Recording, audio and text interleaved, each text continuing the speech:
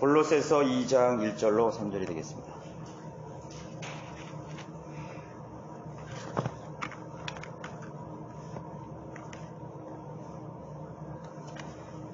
찾으셨죠? 제가 읽어드리겠습니다. 내가 너희와 라오디케아에 있는 사람들과 또한 나의 육신의 얼굴을 보지 못한 많은 사람을 위하여 얼마나 큰 갈등을 가지고 있는지 너희가 알기 원하노라.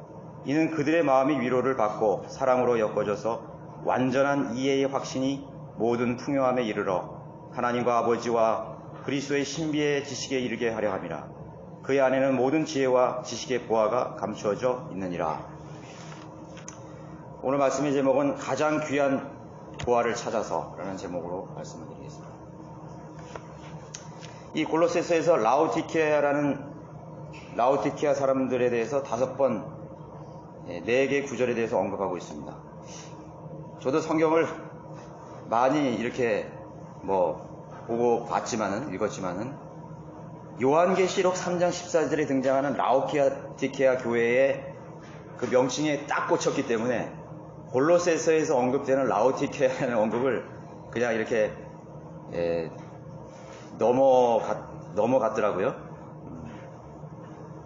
이 골로새서에서 어떻게 라오디케아 교회가 이렇게 5번이나 이렇게 언급이 되었다라는 것에 대해서 조금 이렇게 신선한 그런 느낌을 받을 수가 있는 것이죠. 그래서 이제 요한계시록 3장에 나오는 그 마지막 그 소아시아 교회, 라오디아 교회에 전해진 그 서신서의 그 메시지를 통해서 라오디케아 교회 상황들을 이렇게 보게 되는 것이죠. 보게 됩니다.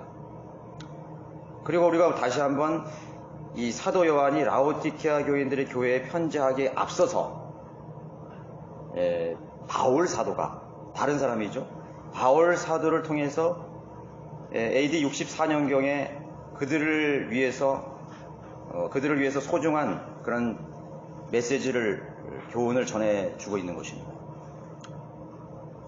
한 30년에서 40년 전에 이미 라오디아 교회 사람들에게, 성도들에게 골로새서를 통해서 이제 어떤 하나님께서는 그 미래를 아시기 때문에 그들의 넘어짐, 그들의 배교를 알고 있었기 때문에 골로새서를 통해서 그 라오디아 교회를 언급했던 것입니다.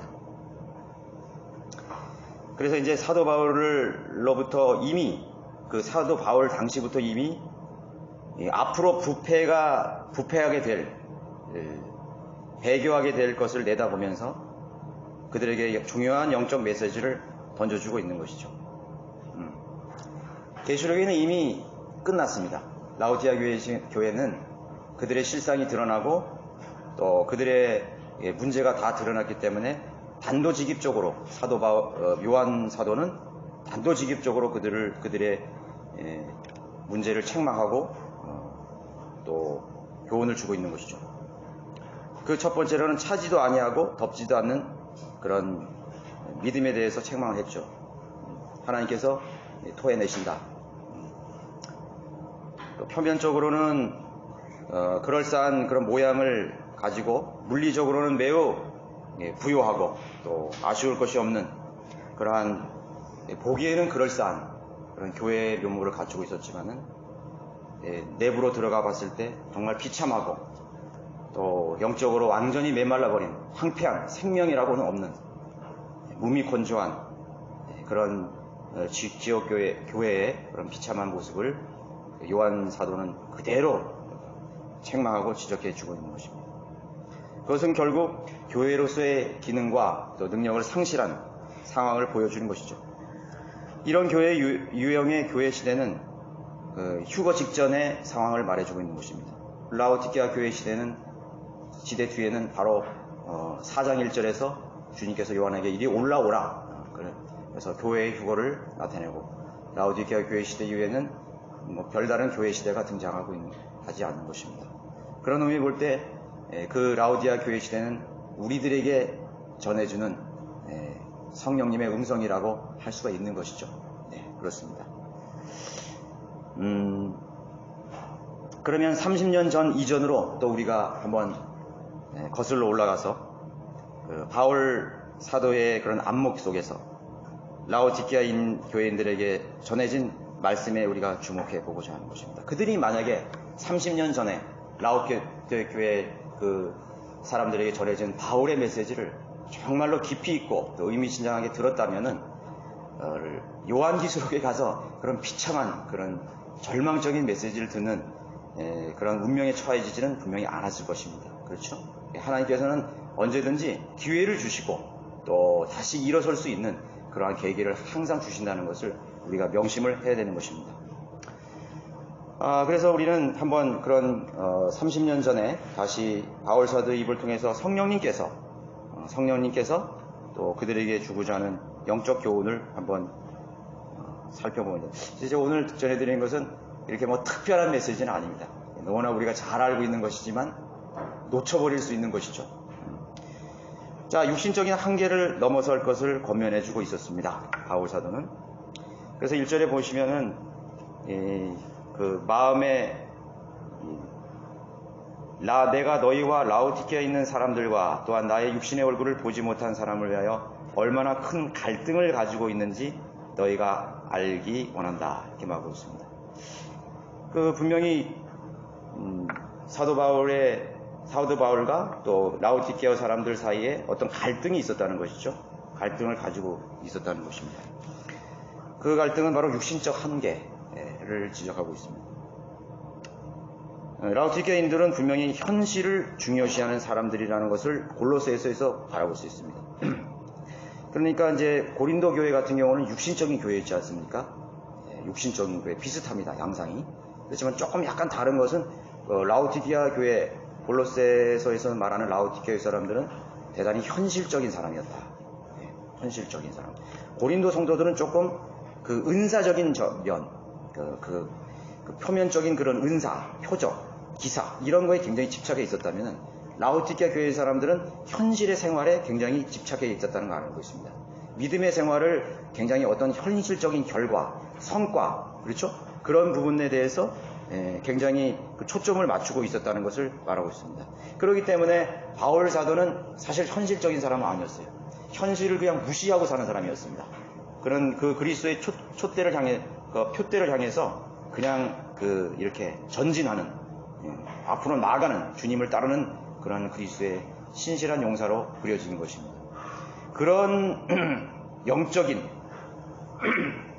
안목을 가진 사람들과 또 라오디게아 교인들의 그런 현실주의자들과의 사이에는 큰 갭이 있었다는 것이죠.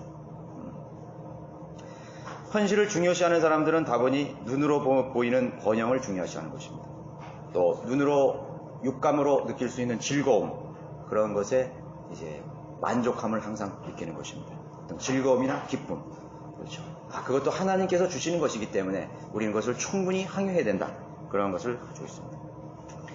또한 사람들의 외모나 평판을 중요시할 수 있죠. 외모나 평판이 것입니다. 또 그들의 인간적인 능력과 수단을 높이 평가를 하는 것에 초점이 맞춰 있습니다. 그 사역자는, 그 설교자는 얼마만한 능력을 가지고 있는 것인가? 얼마나 사람들의 마음을 이렇게 사로잡을 수 있는 그러한 웅변력이 있는가? 우리가 그런 사람을 좋아할 수 있습니다. 좋아할 수 있습니다. 우리가 그런 거에 굉장히 주의해야 되는 것입니다. 말이 어눌하고 또 비논리적이고 또 이렇게 좀 전혀 쇼맨십이라는 건 전혀 없는, 남을 전혀 의식하지 않는 그러한 사람들을 오늘날에서는 인기가 없는 그런 사역자라고 우리가 생각해 볼 수가 있는 것입니다. 그러나 그런 것이 바로 라오디게아 교회 시대예요. 준수하고 화려한 화술, 또 정중한 말, 그런 것이 하나의 하나님이 쓰시는 능력이라고 생각을 하는 것입니다. 그런 것에 우리가 주의를 해볼 수가 있는 것입니다. 인기 있는 사람들, 인기 있는 그리스도인들을 선호하는 그런 것들. 바울은 그들의 생각과 그들의 신앙적인 가치관을 분명히 알고 있었기 때문에 분명히 갈등하고 있었습니다. 그런 소문이 들려오고 있었습니다. 그래서 바울의 갈등은 바로 이 라오디게아 사람들의 외적인 모양을 중요시하는 모습의 커다란 그 위험을 감지하고 있었고, 그것이 그들과의 갈등이었다고 말할 수가 있는 것입니다. 결과를 중요시하는 성향, 숫자에 집착하고 성과의 기준을 물리적인 그런 어떤 수량에 따라 평가하려는 그런 육신적인 가치관에 대한 우려였습니다. 여러분, 그것을 한번 요한계시록에 언급된 3장 10절에 라오디게아의 마지막 그 비참한 운명을 한번 이렇게 연결을 해서 생각해보면 분명히 알 수 있을 것입니다.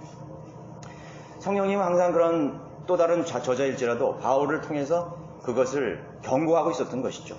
돌이킬 것을 아주 자상하게 경고해주고 있었던 것입니다. 그래서 그들은 8절에 보시면은 그러한 사람들에게는 어떤 것에 쉽게 영향을 받느냐? 철학이나 헛된 속임수로 미혹을 당하는 것입니다.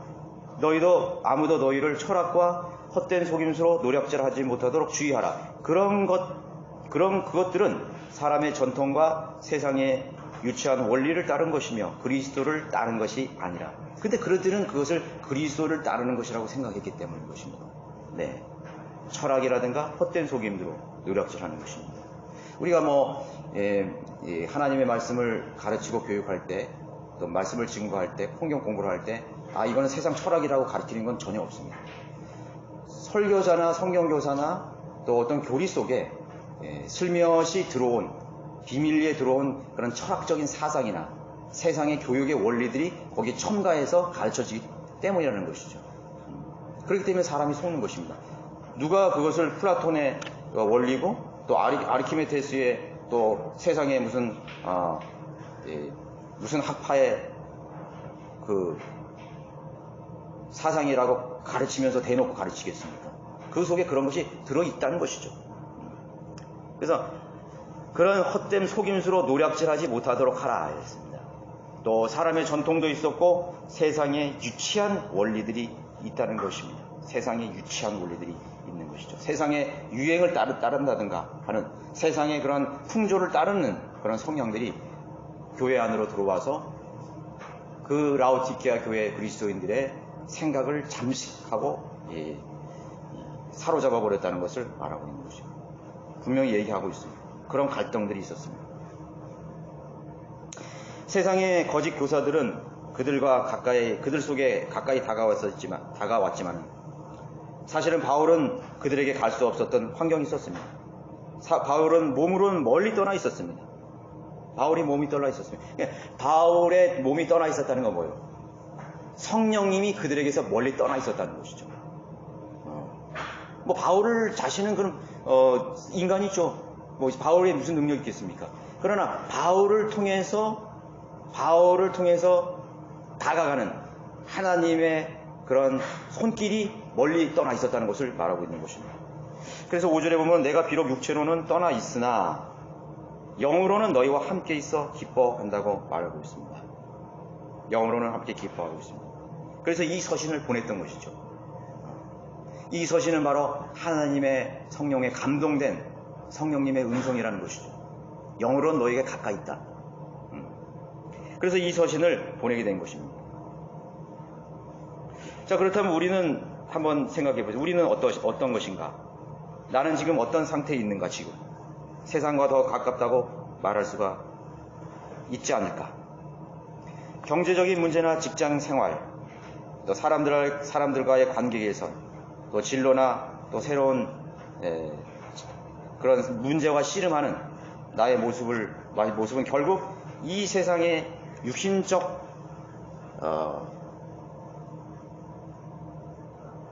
육신적인 그런 삶과 떠날 수 없는 관계에 직면해 있죠. 자, 우리가 이 세상에 하나님의 영, 자, 그들은 바울의 메시지와 멀리 있었고 또 바울이 전하려고 하는 그리스도의 마음과 멀리 있었습니다. 그러나 그들이 가까이 있었던 것은 이 세상의 유치한 원리들과 사상과 또 현실주의적인 그런 안목들이 그들과 더 가까이 있었다는 것입니다. 바울의 입을 통해서 하나님께서 라오디게아 성도들에게 하려고 하신 말씀은 그것이었습니다. 왜 너희는 나와 멀리 있다고 생각을 하느냐예요. 왜 나는 너희들이 가까이 있는 것, 너희들이 가깝다고 생각하는 그런 현실적 문제보다 더 멀리 있다고 생각하느냐. 세상의 문제들, 욕망의 문제들, 근심과 물리적인 삶의 현실이 더 중요하다고 생각하느냐. 그렇게 말하고 있는 것입니다.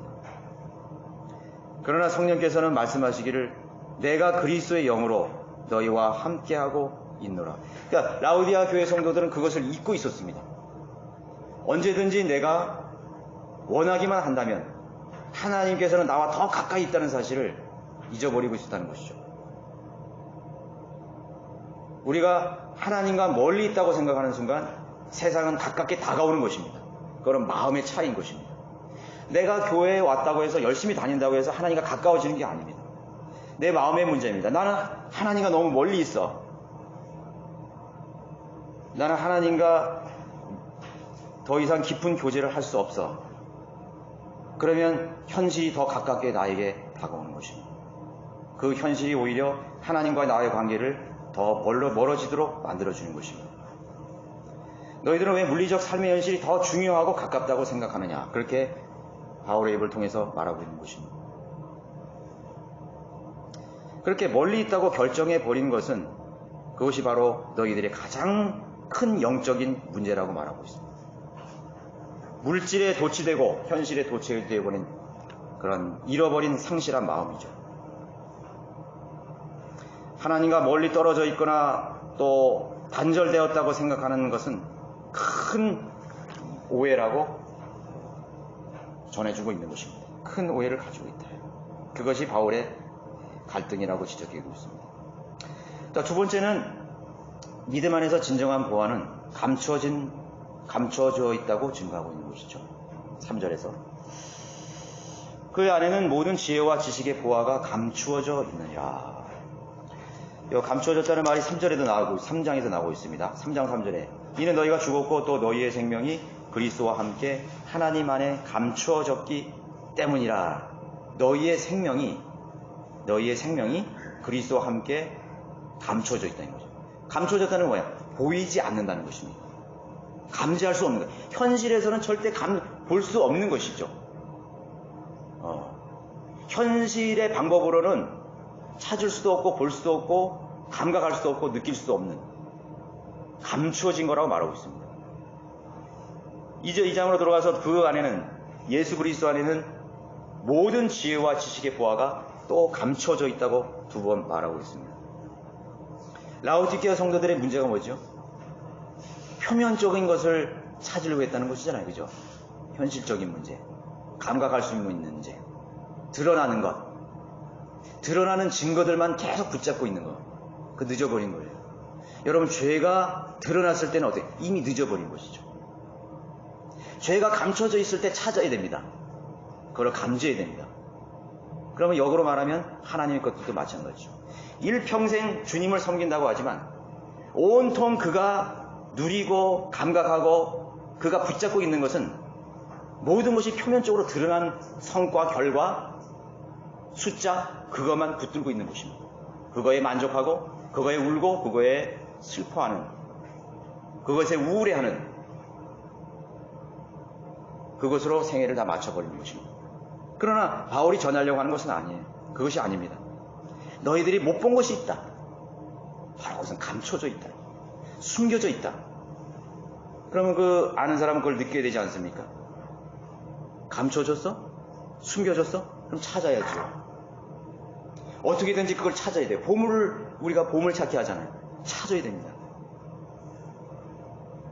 헤매고 돌도 들치고 나뭇가지도 들리고 물에도 들어가 보고 우리 하잖아요. 균주는 조개라고 하는 그런 유기체, 그 생명 안에서 형성이 됩니다. 그리고 그것이 오랫동안 감춰져 있다가 발견이 되는 것이죠. 제가 어렸을 때 우리 어머니가 그 굴을 이렇게 까먹다가요, 머리가 확 찝혀가지고 보니까 거기 진주가 이렇게 나온 거예요. 그거 엄청 좋아하셨어요, 우리 어머니가. 우리 아버지도. 야, 이게 신기하다, 진주. 아주 굉장히 예쁜. 거기 감춰져 있었던 것이죠. 금맥을, 여러분, 금을 찾기 위해서 얼마만한 깊이의 땅 속으로 들어가야 됩니까? 그걸 탐지하고 그 갱도 속으로 들어가서 죽음을 무릅쓰고 희생을 감수하고 그 금맥을 찾아가는 것입니다. 여러분, 미국의 서부 개척 시대에 수많은 동부의 사람들이 서부 콜로라도든가 유타로 인디언들과의 그런 습격과 그 속에서 그 금을 찾기 위해서, 사금을 채취하기 위해서 얼마나 많은 사람이 몰려들었습니까? 그 금을 찾기 위해서. 여러분, 사금 채취하는 사람 봤어요? 아마 조그만 깨알 같은 그런 거 모아가지고 막 이렇게 해가지고 평생을 거기 금광에서 생을 바친 사람.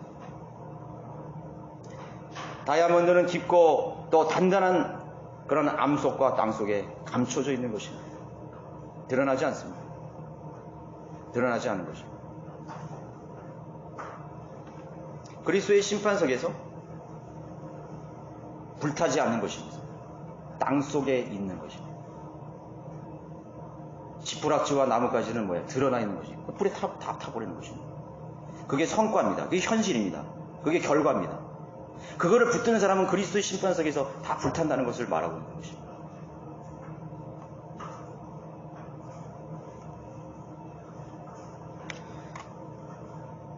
하나님께서 지으신 만물의 원리를 살펴보십시오. 중요한 핵심입니다. 소중한 것은 항상 감추어져 있다는 사실을 발견해야 것입니다. 우리 김사정 형제 밤을 재배하는데 저는 항상 그걸 느낍니다.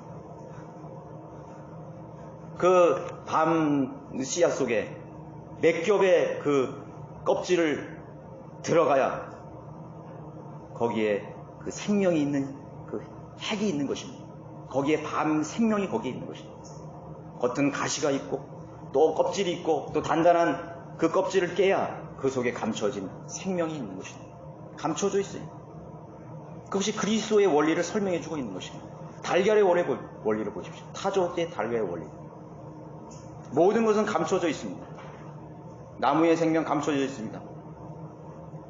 모든 살아있는 생명의 핵심은 감춰져 있습니다. 심장이 우리 몸의 깊은 곳에 감춰져 있습니까? 갈비뼈로 여기를 보호하고 있습니다. 단단하게 보호되고 있습니다. 근육이 보호하고 있습니다. 그 속에 생명이 뛰고 있습니다. 그 생명은 감춰진 것입니다. 지금은 의학이 발견하기 때문에 인체의 신비를 밝힙니다. 인간의 오장육부, 또 신경 조직, 그것은 감추어져 있다는 사실을 알아야 되는 것입니다. 내 손을 보는데 이 손바닥 속에 얼마나 위대하고 신비스러운 메커니즘이 여기 있는지 아십니까? 감춰져 있습니다. 손바닥을 그냥 보면 안 됩니다. 손바닥을 저 자세하게 봐야 됩니다. 거기에 보면은 수많은 주름들과 지문들이 있습니다. 그리고 그 속으로 뚫고 들어가면 수많은 그런 모세혈관이 분포되어 있습니다. 피가 그냥 거기에 분주하게 오고 가고 있습니다. 거기에 감각기관, 인간이 다 설명할 수 없어요. 그것이 바로 하나님의 말씀입니다. 그것이 그리스도 안에 숨겨진 비밀이고 신비인 것입니다. 그것을 찾으라고 말하고 있습니다. 표면적으로 하지 말래요. 은사를 자랑하고 표면적이죠. 기적이 일어나고. 예수님께서 그 군중들에게 말했죠. 너희가 나를 따르는 까닭은 먹고 배부른 까닭이라. 기적을 통해서 먹여주고 입혀주고 현실의 문제를 해결해 주었기 때문에 나를 따르는 것이 아니다. 나를 따르는 것이지. 나의 인격과 사랑과 이 지상의 죄인들을 향하신 하나님의 측량할 수 없는 그 자비와 사랑을 보고 따르는 것이 아니라고 말하고 있습니다. 그랬더라면 주님의 십자가에서 그들은 주님을 배반하지 않았을 것입니다. 그것이 세상의 원리입니다. 생명의 원리입니다. 자, 모든 소중한 것은 감춰져 있다는 것을 우리는 발견해야 됩니다. 감춰져 있는 것입니다. 그러나 사람들은 감춰져 있는 것을 보화로 생각하지 않습니다. 현실의 문제를 더 보화라고 생각하는 거죠. 그리스도 안에 모든 지혜와 지식의 보화가 감추어져 있느니라. 표면적인 지식들을 넘어서는 더 귀한 진리의 지식들이 감추어져 있는 것입니다. 여러분들 성경을 공부를 하다가 기뻐한 적이 있어요? 성경을 읽다가 이 가슴에서 뭔가 치밀어 오르는 그 기쁨과 만족과 충만함을 느껴볼 수 있습니다. 물론 우리는 느낌을 따라가서는 안 되는 것입니다. 그러나 하나님께서 우리 인간을 지으실 때는요, 관계 형성이 중심으로 지었었어요. 내 인격과 저 사람의 인격이 하나가 되었을 때 비로소 하나가 되는 것입니다. 내가 너를 이해하고 너가 나를 이해할 수 있는 그런 상호작용 속에서 우리는 기뻐하고 즐거워하고 사랑하고 만족할 수 있는 것입니다. 하나님의 말씀을 대합니다. 하나님께서 우리에게 지와 지적인 것과 감정과 정서를 주신 것입니다. 우리는 하나님을 만날 때 냉랭한 지적인 것만을 통해서 하나님 만나는 게 아니에요. 우리는 가슴으로 하나님을 만나는 것입니다. 우리는 우리의 심장으로 하나님을 만나는 것입니다. 너의 혼을 다하고 생명을 다하고 혼을 다해. 그는 heart. 너의 생명, 너의 심장으로 하나님을 만나는 것입니다. 그것으로 사랑하라는 거죠. 그게 진정한 보화를 찾은 것입니다. 그 안에 모든 지혜와 지식의 보화가 담겨 있느니라. 주님이 기적을 일으키시고 단순히 내 기도에 응답하시고 그 이상의 숨겨진 보화를 발견하려는 것입니다. 찾으란 말입니다.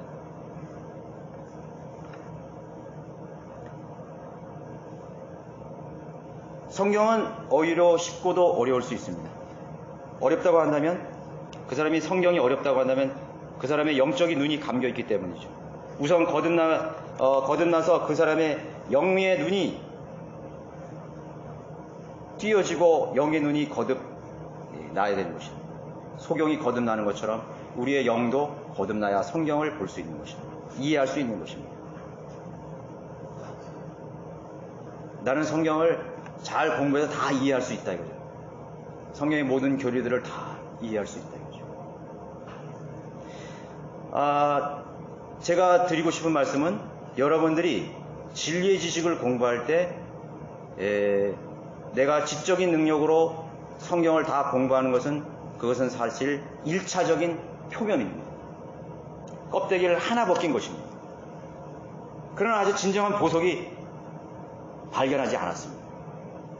양파의 껍데기를 벗기듯이 하나하나 그 핵 속으로 생명으로 들어가야 됩니다. 그런데 성경은 말하기를 그분의 사랑은 바다보다도 더 깊다 그랬습니다. 우주보다도 더 넓다 그랬습니다. 그분의 심판과 사랑과 능력과 자비를 찾을 수가 없다 그랬습니다. 나는 하나님의 사랑을 다 찾았고 그리스도 안에 있는 모든 지식들을 다 섭렵했다 말할 수가 없는 것입니다. 그렇기 때문에 그리스도의 마음이 쉽게 냉랭해져 가는 것입니다. 냉랭해져 가는 것입니다. 하나님의 진리의 지식 속에서 감격도 없고 감흥도 없고 기쁨도 없고 만족도 없는 것입니다. 그 지식은 책일 뿐입니다. 얼마나 슬픈 것입니다. 책이야. 하나님의 진리의 지식이 모두 책이야. 책을 몇 번 읽었네요.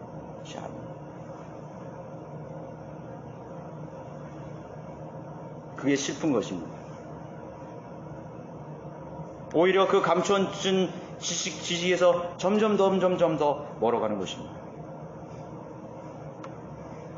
예수 그리스도 안에서 우리가 거듭나면 비로소 하나님의 나라와 천국의 입구가 잠깐 보이는 것입니다. 그 사람이 거듭났다고 해서 주님께서 재림하는 천년왕국을 다 보는 게 아니라 잠깐 보는 것입니다. 천년왕국 주님이 재림하시는 그 나라가 얼마나 풍요롭습니까? 얼마나 놀랍습니까? 그 왕국이 얼마나 놀랍습니까? 의의 나라, 평화의 나라, 범죄가 없는 나라, 생각해 보셨어요? 인류의 기아의 문제, 전쟁의 문제, 분쟁의 문제, 인종차별의 문제가 그런 거 하나도 없는 그런 나라. 여러분, 미얀마 여러분 사태 보시죠. 어떤 제가 수련회 때 한 형제님이 계신데, 제가 캄보디아 갔다는 얘기 했더니 그분이 미얀마에 자기도 본인도 갔다 왔대요. 다른 사람 모르는데. 내가 갔다 왔다니까 내 손을 잡으면서 그 미얀마의 분들에 대한 얘기를 하더라고요. 그러면서 나한테 그 전도지를 좀 달라고. 요번에도 가니까 저한테 그러는 거예요. 자기가 요번에 미얀마에 갈라 그랬는데 미얀마가 지금 유혈 사태가 벌어지고 가슴 아파하는 거죠. 그래서 제가 그랬어요. 끝나면 한번 같이, 형제님하고 같이 가고 싶다고.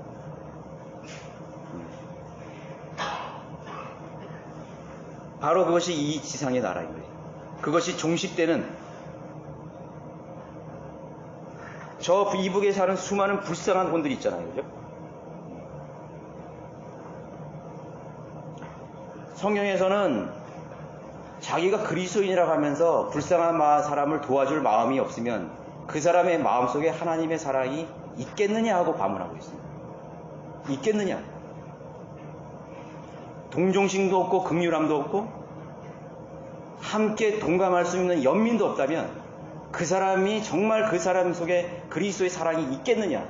없다는 것입니다. 없어요. 나만 믿음 생활 잘하고 기도 응답받고 필요한 거 채워주면 그만이라고 사람들은 그렇게 이기적으로 살아가고 있는 것입니다. 그게 라오디아 교회 시대의 사람들이었어요. 모든 것은 진실은 감춰져 있다는 사실을 알아야 돼요. 웃고 있는 세상 사람들의 모습 속에서 숨겨진 슬픔과 좌절을 차단할 수 있어요. 그렇죠? 행복하게 보이는 사람 속에서 감추어진 비명을 들을 수 있어야 됩니다. 그게 그리스도예요. 안톤 슈낙의 문학작품이 있죠. 우리를 슬프게 하는 것들. 거기 보면은 다 제가 기억을 못하는데 좋은 자가용 속에 뒷자리에 앉은 귀부인의 모습이 나의 마음을 슬프게 한다는 대목이 있습니다. 와닿는 것입니다. 좋은 캐딜락을 타고 좋은 드레스를 입고 있는 그 귀부인의 얼굴이 나를 슬프게 하는 것입니다. 표면적으로는 세상의 최고의 것을 가지고 있는데 왜 우리를 슬프게 하는 것입니까? 숨겨진 것을 찾았기 때문에 우리는 슬퍼할 수 있는 것입니다. 그것이 그리스도인이죠. 그리스도인은 그것을 쉽게 망각하고 살아가는 것입니다. 그런 라오디아 교인들은 결국 그리스도를 외모로만 생각했습니다. 새로운 피조물이 되었다는 것을, 그리스도 안에 있는 자는 새로운, 더 이상 이제는 그리스도를 외모로 보지 않는 것입니다. 그 사람이 어떤 집안에 태어났고 어떤 가문이 있고 어떤 직업이 있고 그걸 보는 게 아닌 것입니다. 그분의 표면적인 능력이나 기적들, 그것을 따라가는 것이 아니에요. 나를 배부르게 했기 때문에 따라가는 것이 아니에요. 몇 가지의 기도 응답을 해주었기 때문에 그분을 따르는 것이 아니에요. 그분의 숨겨진 그 보화, 지식과 지혜의 보화를 발견했기 때문에 따라가는 것입니다. 표면적인 것을 보고 따르는 것은 따르는 것이 아닙니다. 전쟁터에서 지휘관이 나를 따르라 그랬는데 안 따라가는 것입니다. 안 따라? 넌 왜 따라가라는데 안 따라가냐? 권총으로 직결승평할 테니까 따라. 마지못해가지고 무서우니까 참호석이 일어나가지고 따라가는 척. 그건 따르는 것이 아니에요. 따르는 것이 아니에요.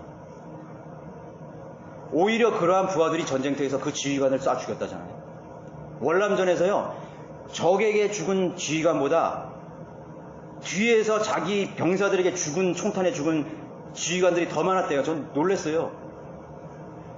내일 내가 휴가를 나가고 본국으로 돌아가야 하는데 저 지휘관이 돌격 앞으로 한다는 거예요. 얘랑 모르겠대. 짜 죽이는 거예요. 얼마나 까 우리 그런 영화도 있잖아요. 왜? 총알이 빗발치겠는데 누가 죽였는지 어떻게 알아? 그거를. 그거 인간이에요. 그럼 누가 그 지휘관을 따를 수 있는 것이에요? 저는 그 전에 전쟁 영화 하나 본 드라마가 있는데요. 밴드 오브 브라더스라는 그 아주 유명한 드라마가 있었어요. 2차 대전.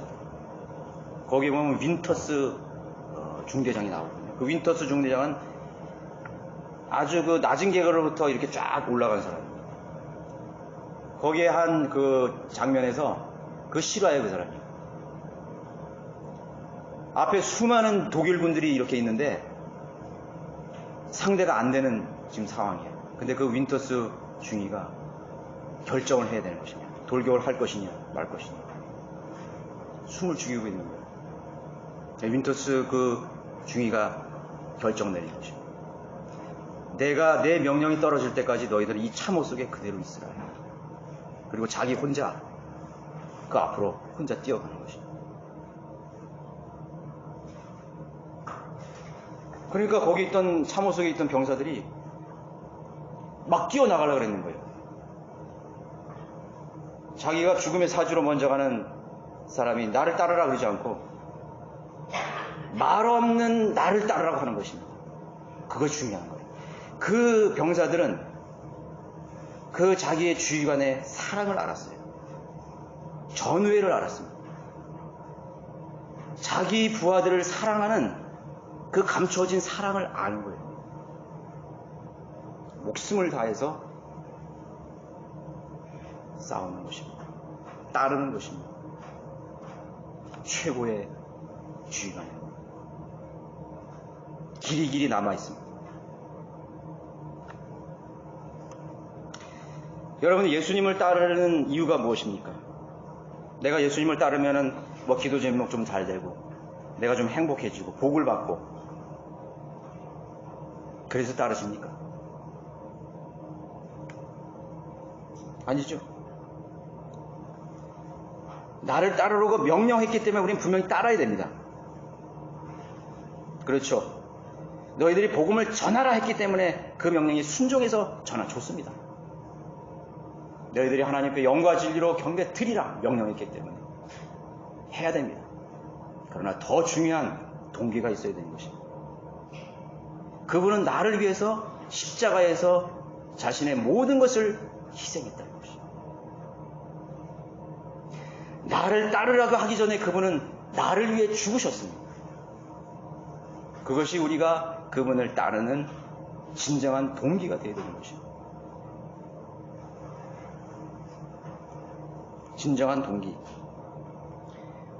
수많은 그리스도인들이 예수 그리스도를 따랐습니다. 대양을 넘고 산을 넘고 대륙을 넘어서 주님을 위해서 기꺼이 생명을 버렸습니다. 안락한 침대를 버리고 좋은 저택을 다 남에게 주고 풍토병과 싸우며 핍박과 수많은 냉대 속에서 주님을 섬기다가 자신의 생애를 준 것입니다. 그 동기가 도대체 무엇입니까? 내가 명령하니까 너네 나를 따르라 했기 때문에 따르는 것입니까? 그것은 오래가지 않을 것입니다. 자칫하면 라오디아 교회 성도 사람들처럼 그렇게 변질되어 버릴 수가 있습니다. 진정한 그리스도인이라면 그리스도 안에 감춰진 지혜와 지식의 보화를 보고 그것을 얻고 소유해야 되는 것입니다. 여러분, 요한복음 6장 55절 한번 보고요.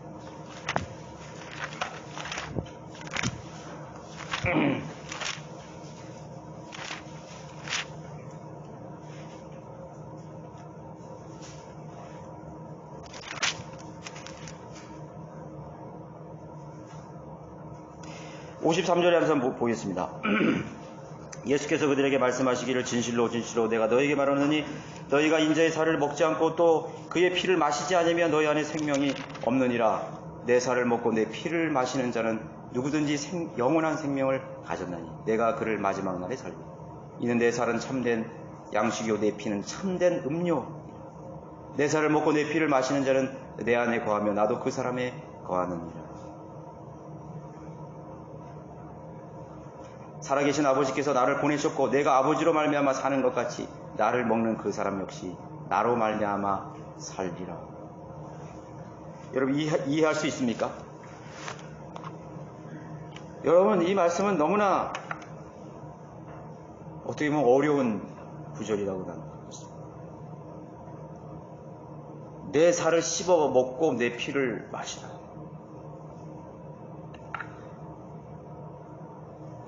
예수님께서 우리들에게 나를 잡아먹으라고 하고 있는 것입니다. 나를 잡아먹으라. 예수님께서 버젓이 지금 살아계신데 어떻게 잡아먹어요? 내 살을 어떻게 뜯어먹어요? 이해할 수 없는 것이죠. 그러나 우리는 아는 것이죠. 살아계신 예수 그리스도를 절대 먹지 못하는데 어떻게 나를 받아 마시라고 말합니까? 그것은요, 여기 양 한 마리가 있는데 지금 막 울고 있어요. 풀을 뜯어 먹고 있어요. 양 한 마리가 있으니까 이거 지금 잡아 먹으시오. 지금 먹으시오. 어떻게 먹어요? 그거 똑같은 거예요. 여기 큰 황소 한 마리 있는데 눈을 크게 뜨고 뿔을 달린 무서운 소를 한 마리인데 잡아 먹으시오. 바베큐에 먹든가 햄버거에 먹든가 국을 끓여 먹던가 다 먹으시오. 어떻게 잡아먹는 것이죠? 같은 것이죠. 저 먼 과거의 이스라엘의 제사로, 율법 시대의 제사로 우리는 가야 됩니다. 그 양을 먹기 위해서 또 그 짐승을 먹기 위해서 우리는 어떻게 해야 되는지를 보여주고 있는 것입니다. 피를 목을 따고 피를 흘려서 뼈와 살을 다 난도질하고 번제단에 올려서 태워서 오장육부를 다 꺼내고 그 형체가 완전히 다 잃어버린 완전히 죽음을 당했어요. 레위인들이 그것을 먹었습니다. 예수님은 어떻게 먹을 수 있는 것입니까? 그분을 잡아 죽여야 됩니다. 죽어야 그분의 죽음을 우리가 먹는 것입니다. 그분의 고난을 우리가 먹는 것입니다. 그래야 그분을 그 번제단에 들여서 잡아서 그 살을 찢고 철철 흘리는 그 피를 받을 때 우리가 그분을 비로소 먹고 마실 수가 있는 것입니다. 나를 먹으라. 나를 먹으라. 먹지 않으면 나와 너와는 상관이 없다. 나의 살을 먹어야 너희들이 참된 양식을 비로소 먹고 살게 되고 내 피를 마셔야 너희들이 그 영원한 목마름을 채울 수 있다고 말씀하고 계십니다. 내 살은 참된 양식이요 썩어질 양식이 아니에요. 3-4시간만 있으면 다시 배고플 그 양식이 아니에요. 영원히 배고프지 않는 그 양식. 예수 그리스도가 참된 양식이라고 하면서 사람들이 예수 그리스도를 먹지 않아요. 예수님이 흘리신 보혈이 참된 음료라고 하면서 예수님의 피에 관심이 없어요.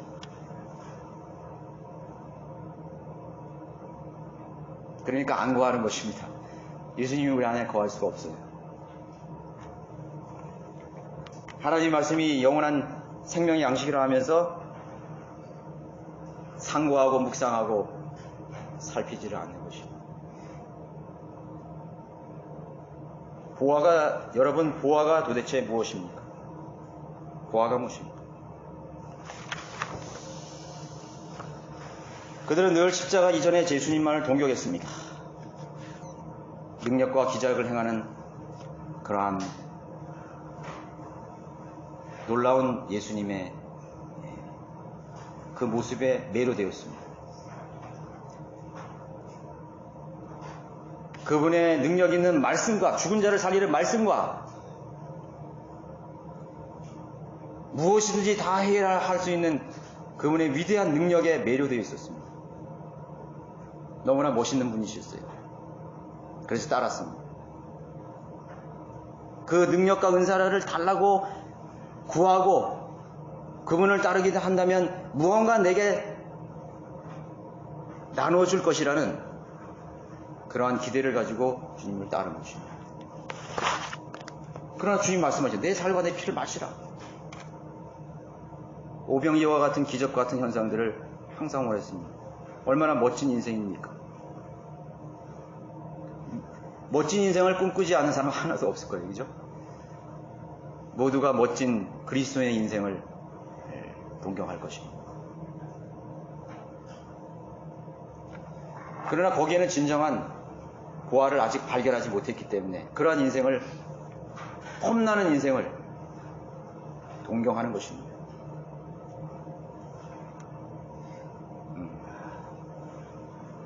그러나 성령께서는 바울을 통해서 그것이 아니라고 말씀하고 있습니다. 아니다. 예수 그리스도께서 많은 것을 가지고 있지만 그분 안에, 그분의 진짜 진면만 진의는, 진국은 그 예수 그리스도 안에 감춰져 있다. 감춰져 있다. 감춰져 있다. 여러분들이 다니엘의 70주를 배우고 또 예언의 성취를 배웠습니다. 그래서 어떻게 하란 말입니까? 그게 뭐죠? 천년왕국을 공부하면 여러분 천년왕국에 대해서 얼마나 연구하고 얼마나 깊이 생각하고 얼마나 많이 그것에 대해서 여러분 상상이라도 해보셨습니까? 천년왕국에서 얼마나 많이 상상해봤습니까? 천년? 우리 100년도 살지 못하는 천년? 천년왕국에서 얼마나 묵상해보셨어요? 1시간? 1시간이라도 묵상해보신 사람 있으세요? 예수님이 오셔서 다시를 그 천년왕국에 대해서. 그것이 아니죠. 만약 여러분들이 천년왕국에 대해서 1시간, 2시간, 3시간을 생각해 보신다면 여러분 마음에 놀라운 일이 벌어질 것입니다.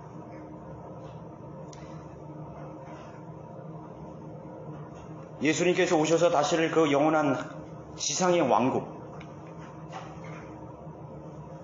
의와 화평으로 다시를 그 왕국 생각해 보셨습니까? 여러분의 사랑하는 가족과 1000년 이상을 살 것에 대해서 한번 생각해 보셨습니까?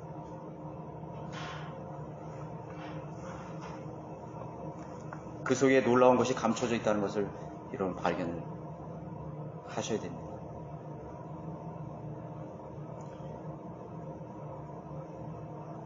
그렇죠. 모든 것이 감춰져 있습니다. 하나님의 진리의 말씀 속에서 예수 그리스도 안에 있는 모든 것이 감춰져 있습니다. 이 세상에 있는 가장 좋은 것과도 비교할 수 없는 그런 것들이 감춰져 있습니다. 저는 사람들이 괴로워하면 술을 먹는 걸 항상 봅니다. 괴로우면 술을 먹고 즐거워도 술을 먹고 또 어떤 사람들은 그것도 모자라서 약을 먹기도 합니다. 잠을 잘 수가 없는 거죠. 또 그것이 지나면 어떤 사람은 마약을 이제 먹죠. 마약을 먹는 거죠.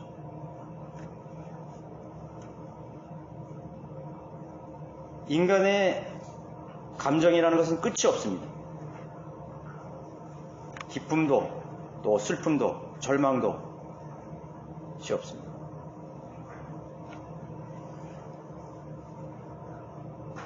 지옥에는 그 슬픔과 고통이 끝이 없는 바텀리스, 끝이 없는, 바닥이 없는, 절망에도 바닥이 없고 슬픔에도 바닥이 없고 고통에도 바닥이 없는, 상상해 보셨습니까? 저는 제가 두통이나 복통이 왔을 때 생각해 보았습니다. 내가 이거 24시간 일주일 동안 이 고통을 가지고 살 바엔 차라리 약 먹고 죽는 게 낫겠다. 그런 생각 안 해보셨어요? 내가 약을 먹으면 낫는다는 희망과 기대가 있기 때문에 견디는 것입니다. 빨리 약 가지고 와. 약 먹었으니까 낫겠지. 그래서 의사를 찾아가는 것입니다. 만약에 없다고 한번 생각해 보세요. 지옥의 영원한 절망, 고통, 부르짖음, 끝이 없어요. 그러나 천년왕국과 하늘과 낙원은 또 그거의 반대편에 있습니다. 이 세상의 모든 것들은 천국과 지옥의 힌트입니다. 여러분의 가정에서 느끼는 행복은 천국의 힌트입니다.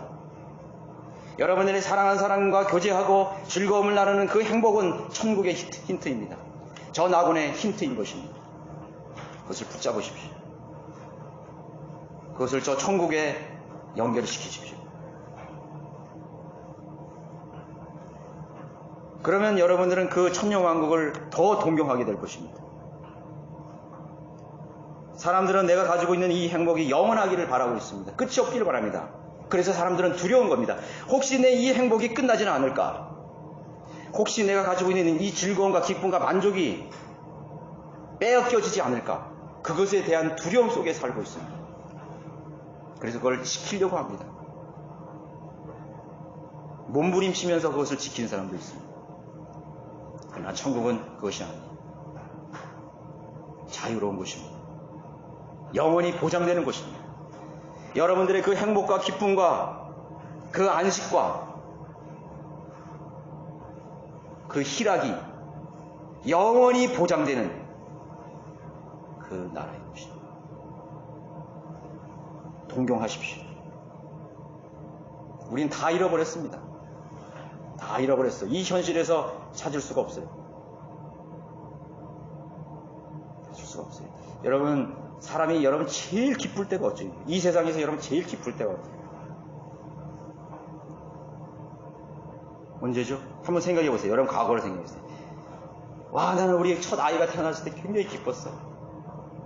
어떤 사람들은 나는 내 사랑하는 아내를 만났을 때 제일 기뻤어. 그때가 너무 기뻐. 그 데이트할 때 너무 기뻤어. 정신이 없죠. 나는 결혼할 때, 나는 성공했을 때, 나는 돈을 많이 벌었을 때, 그거 다 어디 갔습니까? 다 잃어버렸습니다. 다 흩어졌습니다. 그래서 사람들은 또 다른 사랑을 찾고 만족을 찾고 행복을 찾아서 끝없이 방황하다가 죽음에 이르는 것입니다. 이 세상에는 아무것도 아니다. 영원한 것은 없다. 소망이 없는 사람들의 마지막 절규입니다. 우리는 그 나라를 약속하셨습니다. 자, 누가 그 보화를 얻게 하시는가? 바로 성령님의 능력으로 그 보화를 찾을 수가 있는 것이. 그들의 마음이 위로를 받고, 나왔죠? 그들의 마음이 위로를 받고, 사랑으로 엮어져서 완전한 이해의 확신이 모든 풍요함에 이르러 하나님과 아버지와 그리스도의 신비의 지식에 이르게 하려 함이라. 먼 곳에 있지 않다는 것이죠. 그들의 마음이 위로를 받고 또 사랑으로 엮어져서 그 풍요함과 그 신비의 지식과 그 감춰진 보화를 이해하게 되고 확신하게 된다는 것입니다. 그 놀라운 신비의 지식에 이르게 되는 것입니다. 공부를 하는 이유가 있을 거 아닙니까? 목적이 있을 거 아닙니까? 우리가 하나님의 말씀을 공부하는 이유가 있어야 되지 않습니까? 무엇을 위해 공부를 하는 것이냐? 그것이 나와 상관이 없다면 그 공부는 사실은 별 의미가 없어요. 공부를 하고 내 것을 얻었는데 그것을 나의 것으로 가져와야 되는 것입니다. 예수 그리스도의 십자가가 2000년 전에 과거에 있었는데 나와 무슨 상관이 있습니까? 지식은 있어요. 그 십자가가 2000년 전에 있었는데 나와 무슨 상관이 있습니까? 예수님의 고난, 예수님의 죽음, 예수님의 묻히심, 나와 무슨 상관이 있습니까? 먼 과거일 뿐. 그러나 주님은 말씀하십니다. 과거가 아니다 이거죠. 절대로 과거가 아니다. 그 2000년 전에 예수 그리스도의 십자가가 지금 오늘 나에게서 이루어져야 되는 것이죠. 예수님은, 하나님은 어제나 오늘이나 동일하신 분. 과거 현재가 없어요. 그리고 우리가 배웠잖아요. 예언은 미리 쓰여진 역사라고. 이미 다 요한계시록은 이미 다 성취된 역사를 여기에 보여주는 것이죠. 그것이 나의 것이 아니면 절대로 그것은 진리의 지식이 될 수 없는 것이죠. 어떤 신학 박사가 그 성지순례를 하고 있었답니다. 뭐 여러 군데 다 이렇게 성지순례를 하다가 그 이제 가이드가 뭐 여기는 어디고 근데 가이드가 한 곳을 데려갔는데 이 산이 바로 예수님께서 2000년 전 십자가에서 죽으신 여기 현 장소입니다. 2000년 전. 뭐 밋밋하죠. 그런데 그 어떤 박사님이 갑자기 그 산을 막 뛰어 올라가더랍니다. 저 사람 미쳤나 그래가지고 저 노인이 좀 미쳤나 그래가지고 가본 거예요. 그래서 크게 엎드려 있더라고요. 그 물었답니다. 박사님 왜 그러십니까 갑자기? 그 박사의 눈에는 눈시울이 찢어졌는데 조용히 얘기하는 거예요. 2000년 전 내가 여기에 있었습니다. 2000년 전 내가 여기에 있었습니다. 그 십자가가 그 사람에게는 과거가 아니라 날 것이죠. 오늘 이루어진 것이죠. 과거로 된 것이죠. 내가 그 십자가 밑에 있었습니다. 내가 그 십자가의 현장에 그 핏방울을 맞았습니다. 주님의 살을, 주님의 그 울부짖음을 내가 들었습니다. 그렇죠.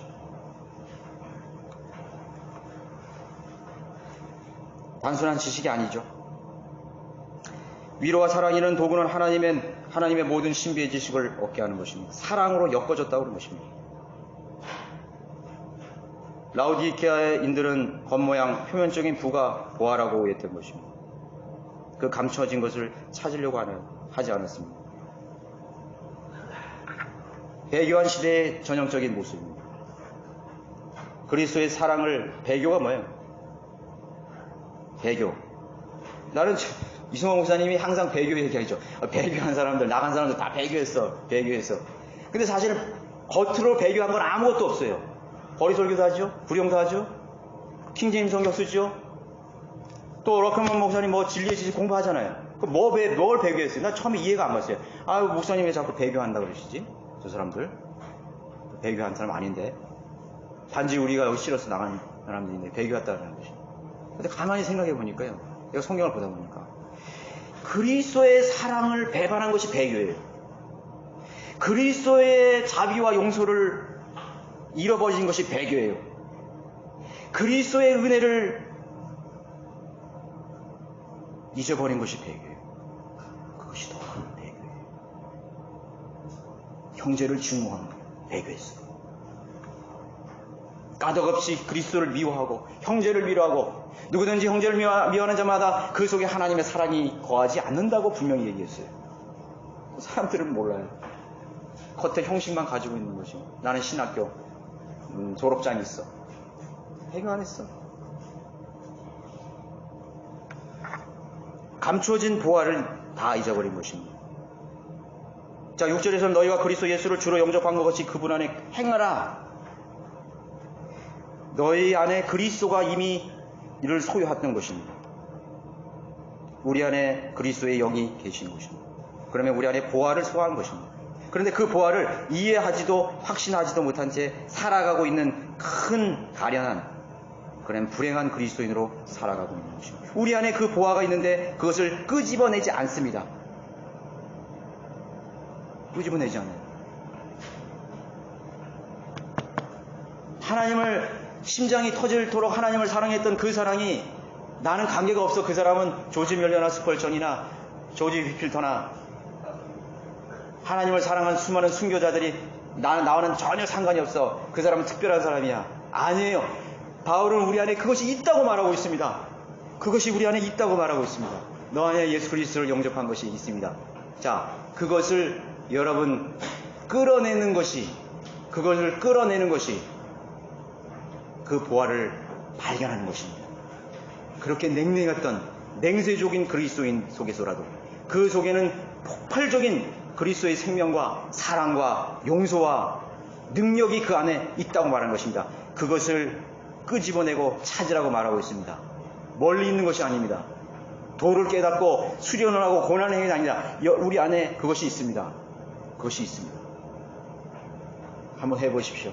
여러분 오늘 일주일 여러분들에게 기회가 주어졌습니다.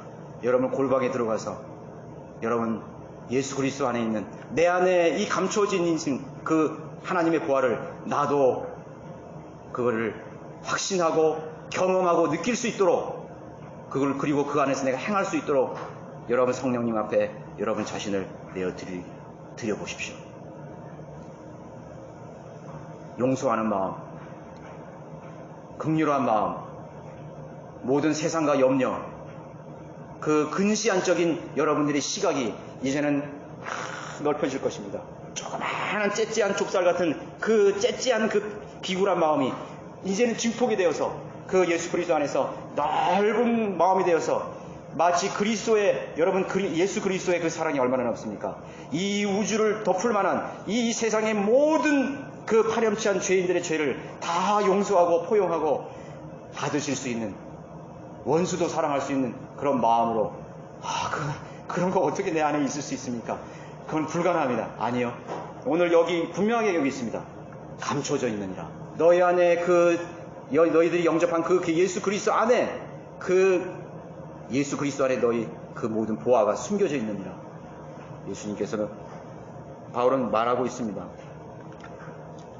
라오디아 교인들에게 주는 마지막 메시지가 있습니다. 우리는 그리스도의 사랑을 우리가 내 안에 증거해요. 우리는 그것을 모르고 삽니다. 끄집어내려고 하지 않습니다.